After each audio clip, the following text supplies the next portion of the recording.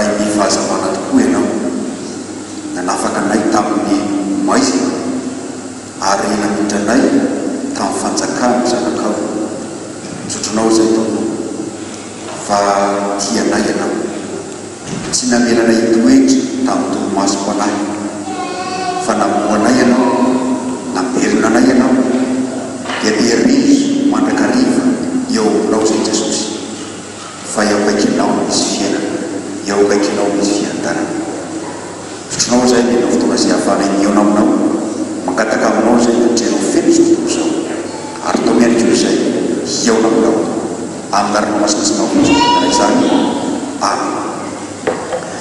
Araka ny nambaratory hafana dia ny loahevitra manao hoe ny fiainan'ny kristianina ny fifoazana no atoitra atsika amin'ity anioty fa alohan'ny totrano fampianarana dia misy tenin'Andriamanitra zay aloprenantsika zany zay hitatsika ao amin'ny Efesianina toko fahadimy ka ny andininy fa efatra ambin'ny folo ihany. Efesianina toko fahadimy andininy fa efatra ambin'ny folo ihany. Vakoizao karaha Jesosy koa izany no ilazany hoe mifoazy ianao zay matory ary mitsangana maty dia ampahazavanao Kristy.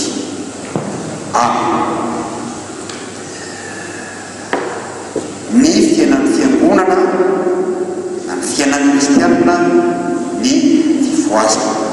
Inona moa fifoazana? Ny fifoazana dia samy manana zay ivirany azy. Ao no zay hevitra fa ny atao hoe fifoazana dia tsy inona fa ny sampana iray ao amin'ny fiangonana. Marina tokoa zay amin'ny lafililany satria maromaro no sampana ao anivon'ny fiangonana ary anisany sampana ao amin'ny fiangonana ny sampana fifoazana.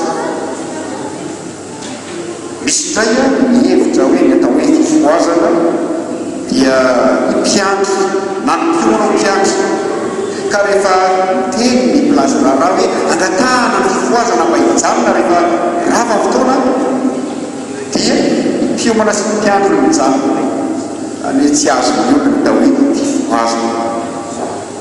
Misy indray milaza sy fotoana rehefa vory ny sampana fifoazana tany sotaparitany sy tena teo aloha dia koa ilay mitarika hoe tsangana daholo tokony fitabatisa satria ny fitabatisa rehetra ny fifoazana zay tokoa ve misy. Ny fifoazana dia fanafoezana ny teny hoe fifoazam-panahy, diminution ny teny hoe fifoazam-panahy. Zany hoe fialana amin'ny toromasom-panahy ny fifoazana, fialana amin'ny ota zay naharevy teo aloha ka miala amin'izany ota milomana na naharevy zany. Izy no afaka hifoa ara-panahy na atika amin'ny fantaniana hafa ito hoe iza ny fifoazan'Andriamanitra mamoa ny olona rehetra Andriamanitra satria ny kindreny dia mialantsika amin'ny toromasom-panahytsika. Eto koa ny apôstôly dia manambara ny fatoriana ho toy ny fahafatesana. Tao izy mifoaza ianao zay matory ka mitsangana amin'ny maty. Zany hoe aseho koa ny apôstôly fa mitovy amin'ny fahafatesana ny fatoriana. Ary ten'Andriamanitra moa dia manambara amintsika izany raha teo fa ny fahafatesana no tamin'ota. Fantanapetraka dia hoe inona moa nen'Andriamanitra mamoatsika amin'ny toromasom-panahytsika. Inona nen'Andriamanitra mamoatsika amin'ny toromasom-panahytsika. Valiny mazava nen'Andriamanitra mamoatsika amin'ny toromasom-panahytsika dia ny ten'Andriamanitra. Atsika tsara fa ny teny dia feo ary ny feo dia maraitra. Rehefa mifoatsika maraina ka te hamoazana antsika dia teny antsika izy aza amizay fa maraina ny andro fanao ny ramatoa ohatrano dia alefany radio na alefany ny tele ka lay feo izay alefa iny no manaitsaka ankizy amin'ny toromaso torak'izay ny famoasan'Andriamanitra tsika ny tenin'Andriamanitra no mamoatika amin'ny toromasom-panahytsika da tsika zany eo amin'izany apôstôly toko faharoa fa rehefa latsaka ny fanahy masina tory teny ny apôstôly lay tenin'Andriamanitra izay toriny izy ireo no namoa ireo olona maro manatoko azy ireo bebaka ary olona amanarivo no nanomtena atao batisa tamin'ny fotoana iny ny tenin'Andriamanitra no mamoatika amin'ny toromasom-panahytsika ny tenin'Andriamanitra zay maneho amintsika ny fitiavany ny tenin'Andriamanitra zay maneho amintsika ny famonjena ny tenin'Andriamanitra zay maneho amintsika fa ny lalana izay izorantsika raha toa tsika ka tsy mitodika amin'Andriamanitra dia zotra maka amin'ny fahavelezana tenin'Andriamanitra dia ambara ihany koa ny fahazavana akoatran'ny feo dia azo oarina amin'ny fahazavana ihany koa ny tenin'Andriamanitra ao amin'ny salamo dia manambara ao salamo arentsika tsenjery salamo io hoe fa nilitongotro sy fanazavana lalako ny teninao fa nilitongotro sy fanazavana lalako ny teninao rehefa mamoy antotsika ny zanatsika maraina dia sopafana ny varavarana mba hidiran'ny fahazavana rehefa tsy tia atolosika amin'ny alina dia tsy mbola vonona aloha ny jiro tsy mbola vonona aloha ny jiro fa rehefa tia atolosika dia vonona ny jiro satria ao anatin'ilay izy dia moramora ny tanatoza Andriamanitra mamposaka antsika ny fahazavana dia tsy na fa ny teniny na ny filazantsara mba hatonga antsika hifoha amin'ny toromaso mpanahitsika izay mandray na mandray tenin'Andriamanitra no hifoha zany hoe miala amin'ny toromasom-panahy iny anao afantarana zany fa miala amin'ny toromasom-panahy olo anankiray ny afantarana fa miala amin'ny toromasom-panahy izy dia miala amin'ny ota izay naharimo azy ary zany ihany fa rehefa mifoha izy dia manao ny asan'Andriamanitra sika tsy mahita olona hoe rehefa mifoha izy amin'ny maraina dia mbola mijamy ampandrina ihany tsy azo atao hoe mifoha noloto izay fa rehefa mifoha izy dia dio ary rehefa vita diovany dia indro izy fa manao asa amin'izay miasa amin'izay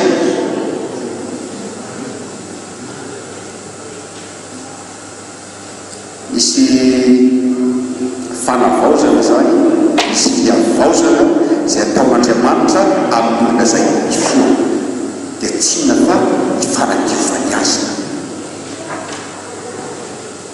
ny fanavaozana izay ataon'Andriamanitra dia miaina indrindra amin'ny famelan-keloka izay atonony io ny fanavaozana voalohany izay ataon'Andriamanitra manomboka amin'ny famelan-keloka izay atonony atsika isan'izany ohatra i Paoly na i Saoly fa rehefa nisehoan'i Jesosy izy ny zava-tsarobidy voalohany indrindra izay natolotro azy dia ny famelan-keloka izay izy no afaka niatsika miasa rehetra izay natolotry ny tompo azy torak'izany koa Zakaiosy ny famelan-keloka no natolotry Jesosy azy voalohany indrindra izay izy vo afaka nanao ny asan'Andriamanitra ny fitandremana ny amin'ilay hoe ny olona mifoha dia manao ny asan'Andriamanitra dia zao misy olona rehefa mifoha tokoa amin'ny toromasom-panahy dia manao ny asan'Andriamanitra saingy misy ankoa natao hoe mifoha rokatra ilazana azy amin'ny teny vahiny hoe somina melo tsy fantatry nefa nay rehefa mialy dia fandrenisana fa zany ohatra tsy nahita olona hoe mifoha amin'ny alina dia manao zavatra kanefa izy ia manofy amin'ny fotoana io maro olona milaza ranona sanjy aretina atao hoe foarongatra zany hoe foa izy amialina mialina maromarona kokoa dia manao zavatra izy manao zavatra iny mbola matory anatin'ny torimaso. misy koa neto ny kristianina manao zany, miasa izy ao fiangonana manao asa fanompoana izy ao azo tokoa hay tsy tena mifoa fa mifoarongatra tsy mbola miala amin'ny torimasom-panahy. io moa betabe ny azo tantsaina amin'ny hoe torimasom-panahy mbola mety tratry ny firiarea fiavona vonana mbola milona ny fikoratena malona mbola miaina fitiavatena sy ny maro fa ny tenin'Andriamanitra dia maneho antsika fa ny olona izay voazon'Andriamanitra dia mahatsiaro tena tokoa ary manao ny asa izay ampianaovan'Andriamanitra azy ao anatin'izany fahatsiarovatena izany. Fantanina manaraka mipetraka dia hoe mbola mety verina amin'ny torimasom-panahy ve ny kristianina izay voazon'Andriamanitra valiny rehefa tsy namana isika dia mety verina amin'ny torimasom-panahy indray. Izany dia ilaina ny namana inona ny lehibe atao ny fiambenina tsara indrindra dia isika ny toetra mandrakariva amin'ny fianonany ten'Andriamanitra. Ten'Andriamanitra izay mamoa atsika, ten'Andriamanitra izay miazona atsika amin'izany foazana izany. Ten'Andriamanitra izay mampahatsiaro antsika raha nanambarateo ny fitiavana, manambara amintsika ny famotena. Ny ten'Andriamanitra izay mampahatsiaro antsika mahaizantsika marina. Indray ny kristianina hoe izy fa ny ten'Andriamanitra manambara antsika hoe ny marina aminao, mahaizanao marina dia zanak'Andriamanitra ianao. Indray dia ny kristianina izany fa dia milona amin'ny foazoko izao izy. Fa ny ten'Andriamanitra izay renesintsika mampahatsiaro antsika hoe tsarovy zanak'Andriamanitra ianao. Ary amin'ny mahazanak'Andriamanitra anao tsy tokony hiaina amin'ny fitiavatena ianao. Amin'ny mahazanak'Andriamanitra anao tsy tokony hanao foazoko izao ianao. Ten'Andriamanitra izay mampahery antsika ihany koa ka rehefa sendra ady sarotra tsika, rehefa misendra zavatsarotra tsika dia ny ten'Andriamanitra mampatsiaro antsika fa ilay Andriamanitra raintsika dia miavera antsika izy, mamonjy antsika izy ka ahafahantsika mimanjina azy amin'ny fototsaratra ka tsy azakazantsika amin'ny zavatra hafa. Eo ihany koa ankoatra ny ten'Andriamanitra mivavaka dia ny fiankinantsika mandrakariva amin'ny Jesosy, fiankinantsika mandrakariva amin'Andriamanitra raintsika.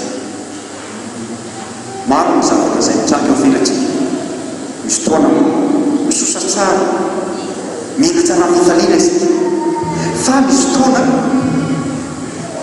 mahatsiaro tena ho trotraka, mahatsiaro tena ho reraka tika. Misy fotoana mahatsiaro tena ho reraka isika. Mandroana izany dia mampirisika antsika Andriamanitra mba hanatona azy ka ny ray fampaherezana ary mivavaka ihany koa dia fangatahana fiarovana. Alay fisaratsiny Jesosy izay zanak'Andriamanitra azy mivavaka izaka ny hiasa na misy zavatra izay atao alohany amin'izan'ireo olona 5,000 mivavaka aloha izy, alohany nanganony Lazarosy amin'ny maty mivavaka aloha izy, ary alohany atria ny fijaliana sy ny fahafatesana dia mivavaka izy. Raha Jesosy ilay zanak'Andriamanitra aza mivavaka mandrakariva maika fa izy. Ary eo natonga ny mpianatra indrindra fa Petera tsy nahamo satria Jesosy efa nitenenao andahay dia avy eo Jesosy nitaona an'ireo mba hivavaka hiaraka aminy fa tsy naharitra izy eo.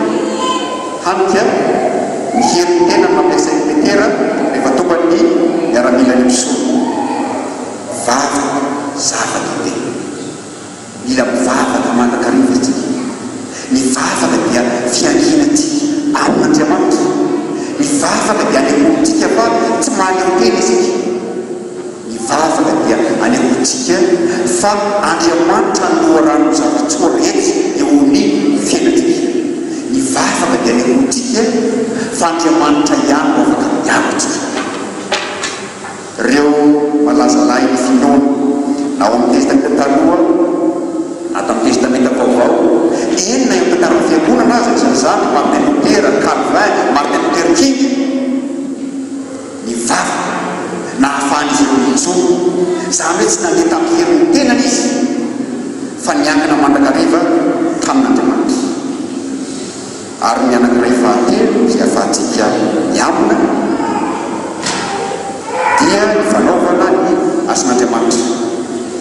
Ny ohatra izay raisiko mandrakariva rehefa mampianatra ny gouvernement aho dia ny hoe raha toa ka misy ny fiandrasapaty, tsika malagasy moa dia misy ny fiandrasapaty rehefa misy olona fianakaviana izay otomandry dia amin'ny alina iny zany mihira ny olona, dia misy mipetraka eo amboseza, dia misy mikarakara sakafo tahaka ny bosy dite. Dia fantanapetraka dia ny hoe iza mety tratry ny torimaso, ireo izay mipetraka vesa, ireo izay mandehandeha mikarakara mofo sy dite ho an'ireo mpiandry faty. Fany mazava ho azy, ireo izay mipetraka mety tratry ny torimaso, fa ireo izay mandehandeha mikarakara sakafo, ireo izay miasa tsy tratry ny torimaso. Zava-dehibe ny fanaovantsika ny asan'Andriamanitra, fa raha tsy manao ny asan'Andriamanitra dia ilay raha tsy mametrika asa ka dia hiverina amin'ny torimaso mpanahitsika raisika. Ny fiainantsika amin'ny fifoazana dia tsinona fa ny fiainantsika amin'ny fitiavana. Fiainantsika amin'ny fitiavana ny mpianatra voalohany ao amin'ny asana apôstôly izany fa iombonina avokoa ny zavatra rehetra, mitovy avokoa rehetrarehetra. Ary io tombo mba iainantsika hatrany fiainantsika fitiavana ary manomboka tokantrano zany. Ao tokantrano tsika tsirairay avy ireo ary ao amin'ny angonina kristiana ihany koa zany. Io nampandroso fiangonina tamin'ny fotoanandro satria tena niaina tokoa tamin'ny tenin'Andriamanitra izy ireo, niaina tokoa tamin'ny vavaka izy ireo, ary niaina ihany koa tamin'ny fankatiavana izy ireo. Io ny fiainam-pifoazana. Fiainam-pifoazana tsy hoe maiteny amin'ilay tsy fantatra aho sy ny sisa, fa ny fiainam-pifoazana dia isika miaina ny ten'Andriamanitra, matoko ny ten'Andriamanitra. Ny fiainam-pifoazana dia isika miaina mivavaka ka amin'ny fotoana rehetra dia tsia dia mitsika tanterasera amin'ny tompo. Fiainam-pifoazana dia isika manao ny asan'Andriamanitra, dia tompo ny anam-paherantsika ka ahafahantsika miaina izany fiainam-pifoazana izany. Voninahitra rehefa n'Andriamanitra izany fanay masina sy avitra mba ho azo manakizay. Amina. Mivavaka isika mahafaly ny voninahitry'Andriamanitra misaotranao fitiavanao anay ka ahafahanay mandreny teninao izay nanafaka anay tamin'ny fahamasinana, ny teninao izay miaronay tsy hiverina intsony amin'izany fahamasinana izany amin'ny torimaso mpanahinay. Ny teninao izay mampaheranay tombo ampaherery zay mba hitoetra eo anao fa ianao ny fahazavana marina amin'ny ranomasina.